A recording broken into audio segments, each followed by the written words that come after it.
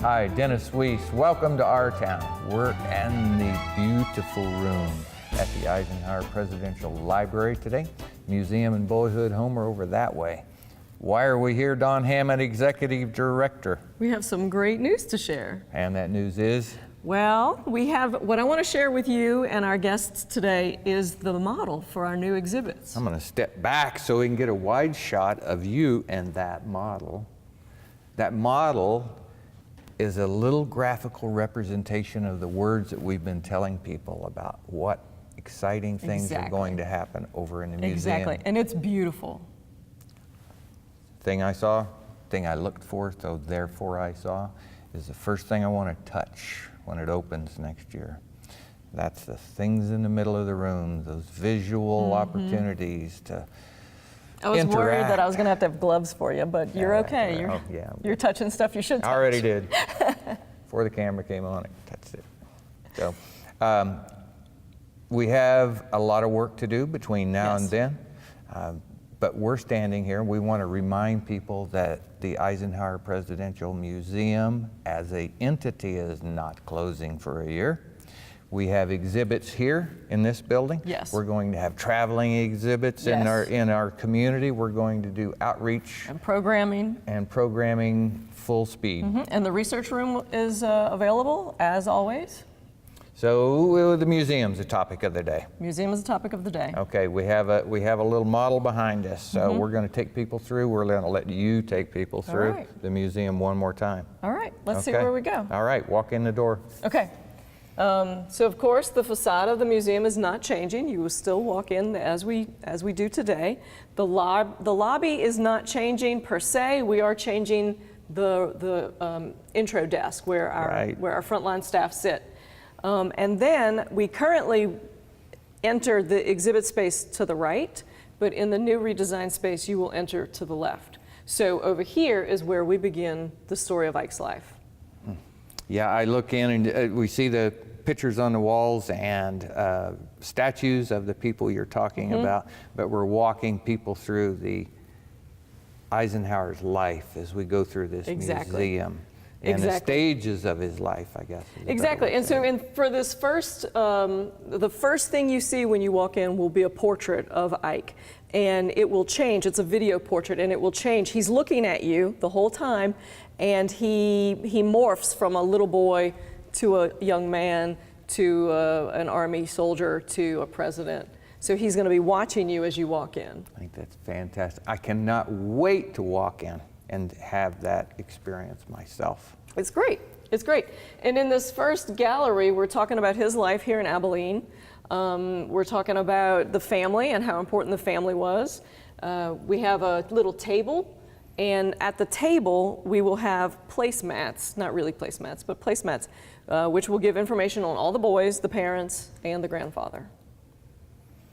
In honor of that, I wore my boots and jeans today. This is Ike in Abilene. Right, on his family farm. Yep. So we're starting people into Eisenhower's life with him growing up here in Abilene, Kansas. We spend, I think, 15 minutes or 20 minutes in that room, and then suddenly one of the group's going to wander out. We're going to feel compelled to follow them. Right. And we're going to walk into? The next section will be, of course, Ike's early military life, his life at West Point, his early postings. One of the things we did was we added these literal posts throughout the exhibit, and those will tell you where he's posted. Really? Yes. That's a cool idea. Right, and so, you know, this one happens to be, I can't read it, it's way too small, but let's say it says Camp Colt. Yeah, that's about right in there. Yeah. Because I can tell by the big pictures. So in that section, of course, we will talk about what he did at that posting. The other thing that's really important, don't forget, is that we're telling Mamie's life as well. I see the Ike and Mamie very young picture there. Right, because they met so early in his military career, of course. Remind me, how old were they? I don't know how old they were. 21, he was 21 or so. Something like that? Yeah. Okay. All right, and I see one of the current exhibits over here. I see the automobile. Right, of course, we still have the electric, the Dowd electric car, and that's a moment for us to really talk about the difference between their two families. Mamie, of course, from a wealthy family, all girls. Ike, of course, from a rural family of all boys. So the Dowd electric car. That's a side story I don't know if we have time for, but we're going to do it anyway. Well, okay. So we always talk about Eisenhower being relevant. Electric automobile Electric car. inside the museum of Dwight David Eisenhower with the Dowd family car. Well, one of the little things about the car that I like is that the seat swivels so that a lady can get out of the car without, Very genteel. right, without raising her skirts to get in There and you out. go. Very cool. Very cool. So that's we're walking through Ike's life here. So young boy went to the military. We're walking our way around his postings. And this interactive table you're going to love. This interactive table right there is about Ike's mentors. Where was he? What were he and Mamie doing? And who were his mentors at that moment? So this is something where we'll be able to choose to look up more about Fox Connor or choose to learn more about their life in Panama or... Oh my. You know, the Eisenhower Library has a education outreach. You and the foundation work together to prosper that program. So it's about young people. Wait till we see those young people touch those panels where they can learn two things: who Eisenhower's mentors were, but maybe most importantly, that mentors are a great thing to have. I agree. He became the man that he eventually became, partially because of the people that he ran across and listened to and talked to and read with. And you know, these men, these mentors of his, were incredibly important to him. So I went to a conference about a week and a half ago. It was talking about Kansas and talking about rural opportunities and problems, solutions. One of the things, the central theme, is reconnecting young people through mentorships, internships, apprenticeships, the thing that Eisenhower grew up in with Absolutely. Bell's Springs Creamery. So isn't it neat that you will be able to have exhibits that demonstrate that in the life of Eisenhower? I agree. Very cool. I agree. So after you pass through his early military career, if you see on the floor of the exhibit space, there's literally a mark on the floor. I do. And this mark is the attack of Pearl Harbor. And so on the floor will be a clear visual demarcation of we're transitioning from one space to another, from one time to another. Yeah. So right here, we transition into Pearl the Harbor. war. He steps into a phase of his life in which he became one of the most important and influential people in the world. Exactly. Probably in a group of 5 or not more than 10. Exactly. And we also have to put that into context because not many people understand that the war was raging before Pearl Harbor. Right. So that's part of the story that we have to tell, that other nations were already embroiled before Pearl Harbor. Are we going to get a sense of that as we leave this room? Yes, right as we turn this corner right here is where we sort of say what's going on. Okay. We also have something that I'm personally excited about because I'm a history nut. We have these, in the museum world, we call them reading rails. So they're about this high, Right. and they're in front of the cases. Right. And it gives you more Little information angle. about what's in the case, right? Well, on top of the reading rails, in several sections, we will have a timeline so that you can put what was going on in the world in context, in a time context with the Ike and Mamie story that we're telling in the time, on the reading rail.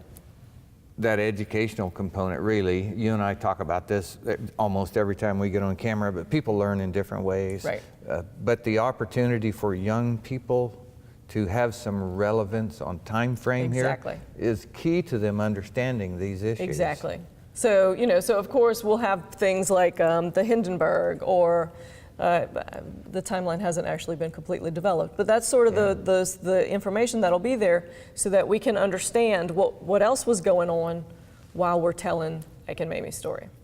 I think one of the cool things for me is as we're moving into the phase of Eisenhower that I've spent a lot of time in over the years is the opportunity to add material to the new museum format is going to be so much easier than it was in the old museum format. It really will be. Because of the integration of the digital pieces. Absolutely. That can be updated, can be added to. Absolutely. A reading rail is not going to be paper stapled to a board. No, Right? not at so all. it's the opportunity to refresh that and add things that match what's in the glass behind. And the new cases are going to be very adaptable, very flexible. So we'll be able to get in and out of the cases with much more ease and replace objects as well.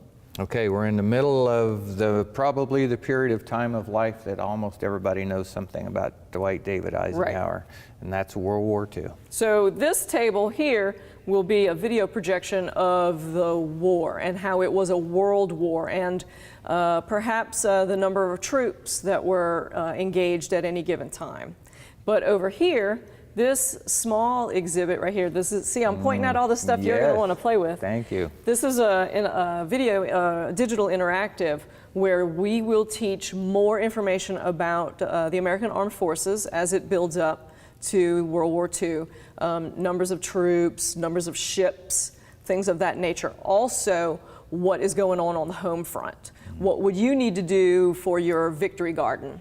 Right. And then finally, there's a quiz in this video that will ask you demographic information about yourself, and then it will tell you what you would have had to do during the war. Isn't that interesting? So if you're a 16-year-old boy, gosh, then you're looking for some military service. Yeah. But if you're my age, you're probably planting gardens and recycling metal. Isn't that something? What a wonderful opportunity. So where is the D-Day table? Okay, so you were looking for it, weren't you? I was. You go through this. Okay. This is sort of the build up to the war, Americans' beginnings of the American involvement. You go through this doorway and bam, there is the D-Day table. Right there. You're entering the Hall of Great Decisions. If I keep saying that long enough, communications director, you think it's going to stick? She's not so sure. I am. I'm confident that 10 years from now, somebody will call go, it. It's the Hall of Great Decisions. Why didn't we name it that 10 years ago? I don't know, but man, that table represents the weight of those decisions, but it also represents the greatness of the people who solve those problems. Shocking, you should say that. There's another interactive in front of the table where we will discuss through the person's choosing to get more information, of course, who sat at the table, what was their agenda, what skills did they bring, how did they participate in this discussion as to how to plan the D-Day invasion. Right. So my son and I watched a program on the megastructures of Germany. Okay, so Maginot Line, all of those things, all of those, the Atlantic Wall, but the strengths and the weaknesses, those were what was on that table. Those obstacles were what were on this table, along with how do we pull all of these allies together into a coherent fighting force and actually land in Europe. I was watching that program, I'm thinking about this right here. And you put yourself in that seat for a moment, it makes today's decisions, today's problems look pretty easy to solve.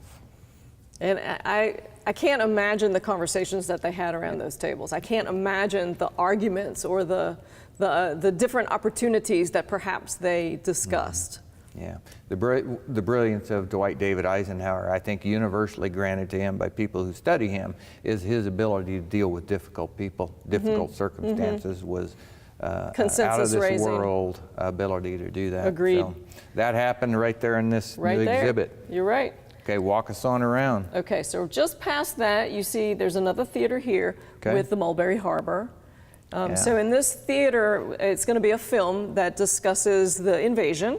And then, of course, the supply of the troops via the Mulberry Harbour. So those young people coming, those school tours that are coming, you're a school teacher, you want to pause there. And we talk about STEM education all the time. The engineering piece of that, Mulberry Harbour was something that never had existed before. This was a creation of people who saw a problem and sat down and solved it, built it in secret, towed it, deployed it, and it really was the linchpin to allow us to land and resupply. Agreed. And you mentioned this is a stopping point for the classrooms. This is an excellent opportunity for us internally to evaluate isn't exactly the right word, but redo our educational program so that we can go throughout the exhibits. Yeah. And to that end, we have demanded that there be some sort of a teacher interrupt to our film programs so that the teacher can stop it, we can have a moment to talk about it, and then the teacher can restart the film. So I get to hear all of this, but we're brought the camera so they can hear all of this, right? But if you stop and think about the opportunities from what we have today, which is a great museum, to what we're going to have next year, which is a world-class learning experience. Exactly. And a still great museum. Exactly. It's really a fabulous time. Yeah, yeah. Okay. All right, so past D-Day, past the invasion, we of course talk about the war in general, the concentration camps, the ending of the war. The last thing you see in this gallery is Ike's quote of "I hate war as only a soldier who experienced it can." And that's a very powerful moment for us. Then you move into the presidency, the candidacy moment. There's going to be a component here where it looks like you're at a candidate's party, perhaps, where there's confetti falling and the "I Like Ike" pins falling. I wore a different one, and you didn't say anything about it. I was waiting for the opportune time. But now that you have, I'll use your pen to talk about that statement right there. That's a picture of Ike as a soldier, and I see 3 stars on his shoulder, and that one, so he's younger, not 5. But how important is it that Dwight David Eisenhower said those words, and we recorded them, and they're on view in a story here at his library and his museum. The hatred of war is only a soldier can hate it. That really gives me pause to think about it like that. It should give us all pause to think about it. You can't doubt his word because he's Dwight David Eisenhower and he's wearing 3 stars there and he's 5-star general before he was through. And that's where he was when he said those words. The most knowledgeable man about war alive at the time said, I hate it. True, very true. This gallery in the back is Mamie's gallery. We wanted to make sure we took a special moment to acknowledge what Mamie brought to the relationship. To the hats. We have a lot of hats, and they're beautiful. Shoes. And we have a lot of shoes, and they're beautiful as well. But she also brought some social diplomacy. I'm hoping you were going to go there. Yes. Yeah. She brought an elegance and but a hometown elegance to the White House. She was approachable. She was vivacious. So she wasn't a stiff Victorian that perhaps the first ladies were before her. And rumor has it she's somewhere between 40 and 60% of the vote that Eisenhower got as president. He knew. He said that she was a better what's the word? Campaigner than he was. Or her appeal to the nation. Because these are the Eisenhower years too. That's when suburbia came, 8 years of peace and prosperity, probably your next room, I'm getting ahead of you. But the reality of it was that partnership and that vision was formed between Ike and Mamie back here in this early picture.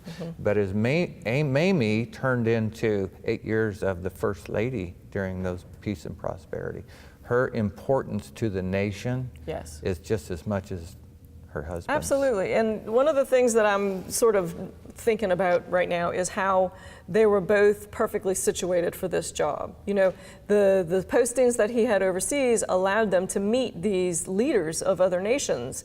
So when they began their residence at the White House, they already knew. They already knew the Queen. They already knew the leaders of France. So they had not necessarily a camaraderie with everyone, but at least a knowledge and an understanding of who they were. I think a cultural understanding was the words that are going through my mind, because that's very important. Sure. That you, not only you know that person, but you know who that person is, the culture in which they live, and so therefore you can have a chance of relating to them. Absolutely. I think they were great at that. History says they were. I don't think that. History says they were great at their jobs. They were great at their jobs. You're right. You're right. Okay, so after we pass Mamie's gallery and the candidacy, of course, we're in the presidential gallery. The presidential gallery for this exhibit, let me say it a different way. We will use more than twice the amount of presidential space that we currently have in our current exhibits in here. So the presidency is going to grow. You can see that in your mock-up here. This is a full view of the Eisenhower presidency. Absolutely, absolutely. And so the first section will be his international agenda, his international concerns. So I can actually see the part with communist advancement over there. Right. So what did that mean to America, that this was a possibility, and how did I deal with that? So in these sections, there's giant interactives where you can delve more into that topic as well. Repeating ourselves, but that's what we do on TV. You just keep saying it, right? What an opportunity. So these things that lived in cases in the vaults, and then you move them out and in and out, in and out. That digital edition to learn more, even though this is the piece on display, exactly. The entire context is here on your reading rails. And I think that just, I don't know what it does to the factor of impact of your museum that you're in charge of, but it's going to be greatly enhanced. It is going to be greatly enhanced, but the thing that I keep coming back to is a museum shouldn't be encyclopedic. You don't have time for an encyclopedic museum. However, you can delve more deeply into specific topics via these video interactives. Okay, we have 3 minutes left. How do we do that? We're never going to make it through. So, okay. Right here. We're going to the end? The place where people will gather. You have two of them right here. So right. tell us what they are. We do the international diplomacy and then the national issues. Okay. At the end, of course, we civil rights. Interstate system, NASA, yeah. What became the internet? Said that quietly. We'd say goodbye to him. There's a special section about his interment here in Abilene because that's really important to us.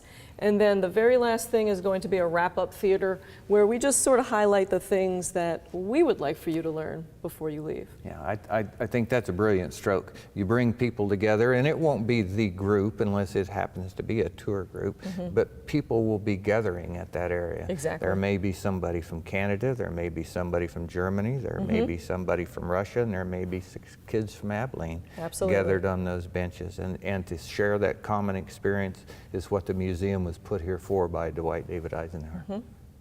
Aren't we so lucky that it's here? We are so lucky, and I'm very lucky that you invite me to come down and let me do these things. I'm honored and we love your always so visits. happy to be here. Don Hammatt, good to see you. Get to stand up, shake your hand today. Jeans, boots, why like Ike pen, the whole 9 yards. We're just in it to win it today, aren't we? Right on. All right. I'm Dennis Weese. I work for Eagle Communications. We thank you for watching today. Don Hammatt, we wish you a great day.